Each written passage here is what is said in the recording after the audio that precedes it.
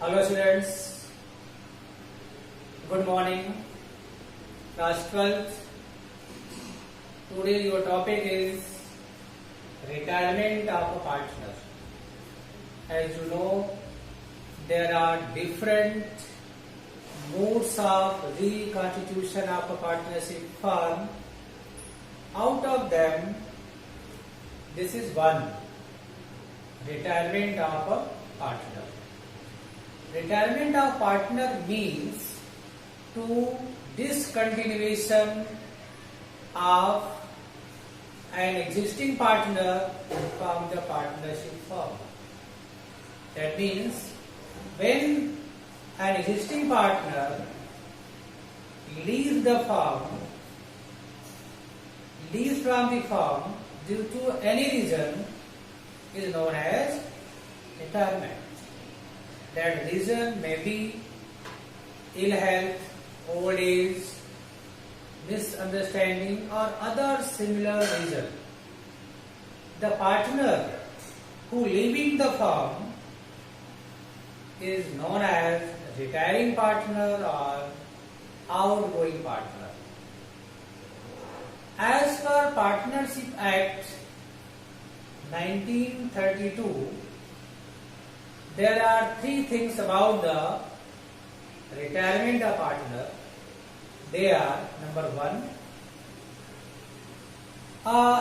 an existing partner can take retirement with the consent of all existing partners. This is the one way of retirement.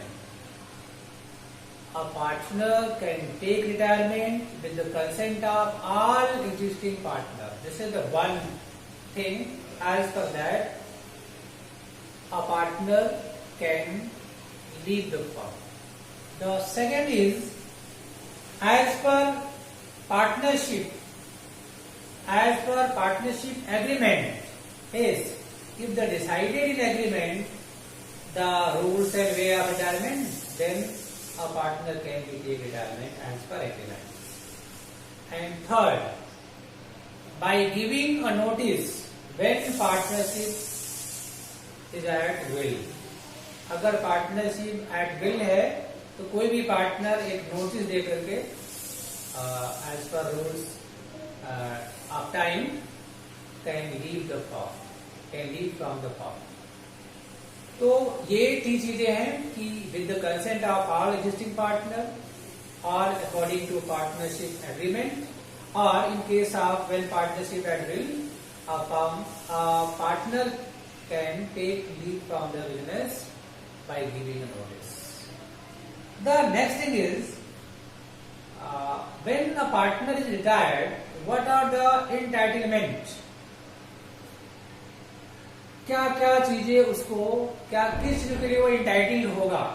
The entitlement of the retiring partner in case of retirement, that is first, sharing accumulated profit reserve and funds. This is the first entitlement. जो retire होगा वो firm की जो भी profit reserve है उसमें उसको share लेने का राइट होगा. Second is the share in revaluation of assets and liabilities. That means the profit which are raised due to revaluation of assets and liabilities, उसमें भी उसको शेयर करने का राइट होगा. Third is share in goodwill. जो firm की goodwill है उसमें भी उसको शेयर करने का राइट होगा. और इसके अलावा ये है right to get back his capital. जो उसकी अपनी कैपिटल है उसको वापस लेने का राइट होगा.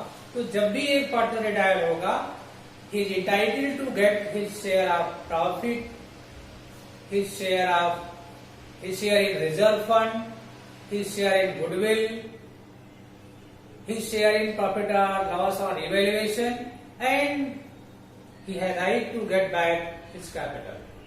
These are the entitlement of a retiring partner in case of retirement. The next thing is, that is important here, with the accounting point of view, they are adjustment needed at the time of retirement of a partner. What are the adjustment needed? क्या adjustment जरूरी होगी जब एक partner retired होगा? This is the important here according to accounting point of view. तो मैंने इसके पहले भी आपको एक्सप्लेन किया था कि जब भी एक फर्म रिकॉन्स्टिट्यूट होगी एट दैट टाइम उसके इफेक्ट्स होंगे और एडजस्टमेंट्स होंगे. तो रिटायरमेंट ऑफ पार्टनर भी एक, this is one mod of reconstitution. तो वो इफेक्ट यहां भी होंगे और एडजस्टमेंट यहां भी होंगी. तो जब हम पर्टिकुलर रिटायरमेंट की बात करेंगे तो उसमें जो एडजस्टमेंट हैं वो मैं आपको बताने जा रहा हूं, जिसमें काफी सिमिलर है, जिसको आपने पहले पढ़ लिया है. जैसे पहला पॉइंट होगा new profit sharing ratio. New profit sharing ratio ये पहला पॉइंट होगा, जिसको आपको याद रखना होगा कि रिटायरमेंट के बाद जो फर्म में पार्टनर वर्क कर रहे हैं उनका नया प्रॉफिट शेयरिंग रेशियो क्या होगा, उसको हम कैसे डिटरमाइन करेंगे, कैसे कैलकुलेट करेंगे. दूसरा इसमें जनरली होगा गेनिंग रेशियो. क्योंकि जब पार्टनर कोई रिटायर्ड होगा तो वो अपना पार्ट ऑफ शेयर छोड़ के जाएगा बिजनेस में, तो उसको एग्जिस्टिंग पार्टनर गेन करेंगे. तो गेनिंग रेशियो क्या हो सकता है, इसको भी निकालने की जरूरत पड़ेगी. और तीसरा पॉइंट जो बताया था आपका वैल्यूएशन ऑफ गुडविल, वो यहां भी होगा. Valuation of goodwill and treatment दोनों चीज होगी. वैल्यूएशन गुडविल निकालना होगा आपको, और वो मेथड आपको पता है, कोई मेथड दिया होगा या अमाउंट दी होगी, और उसको हम कैसे ट्रीट करेंगे, दैट मीन्स उसका अकाउंटिंग ट्रीटमेंट क्या होगा, इसको हमें देखना है. नेक्स्ट वही है रिवैल्यूएशन जो आपने पढ़ा है. ये टोटली जैसे आपने इसके पहले इसको सॉल्व किया है, एसेट्स का रिवैल्यूएशन होगा, लायबिलिटी रीअसेस्ड होंगी. तो इसके लिए हम बनाएंगे रिवैल्यूएशन अकाउंट, और उसके थ्रू हम ये फाइंड करेंगे कि रिवैल्यूएशन से प्रॉफिट हो रहा है और लॉस हो रहा है. तो revaluation of assets and reassessment of liabilities ये भी एक एडजस्टमेंट होगी.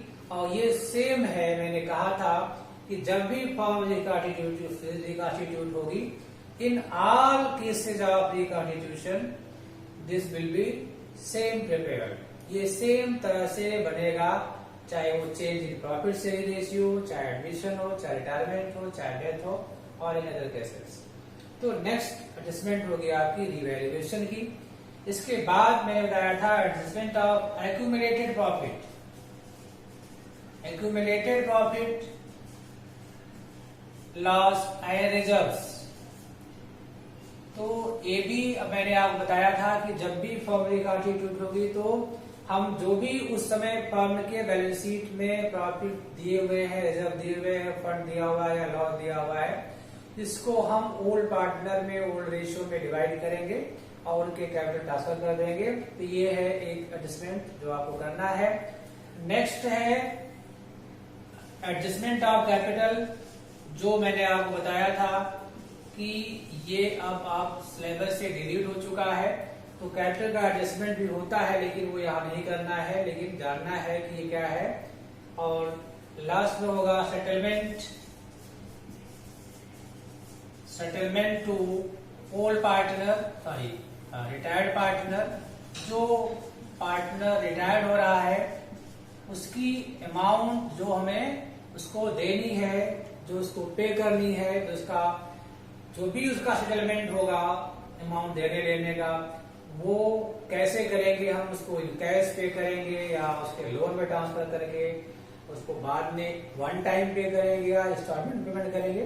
तो मोड्स ऑफ सेटलमेंट क्या होगा, कैसे हम उसके बैलेंस को पे करेंगे, ये भी एक एडजस्टमेंट है in case of retirement of partner. जो इसमें एक नई चीज है कि settlement of the amount payable to the retiring partner.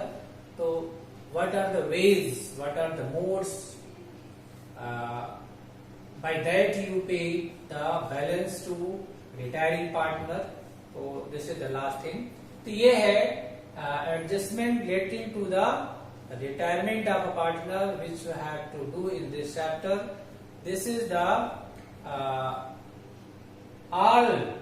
these all are the important. They are especially important for 1 marks, for 3 marks, for 4 marks, for 6 and for 8 marks.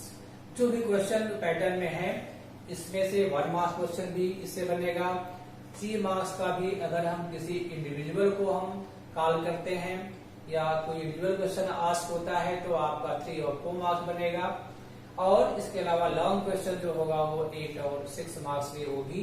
जब हम पूरे एडजस्टमेंट को एक साथ इंक्लूड करके क्वेश्चन को prepare करते हैं तो ये सारी चीजें एक साथ जुड़ जाती हैं, क्वेश्चन लॉन्ग टाइप का हो जाता है। तो ये था कि रिटायरमेंट ऑफ पार्टनर क्या है, इसकी मीनिंग क्या है और इसके क्या एडजस्टमेंट होंगे अकाउंटिंग से रिलेटेड, ये इंपॉर्टेंट चीज थी। Thank you. नेक्स्ट मिलते हैं नेक्स्ट वीडियो में जिसमें हम डिस्कस करेंगे कि कैसे हम क्वेश्चन को सॉल्व करते हैं। Okay, thank you.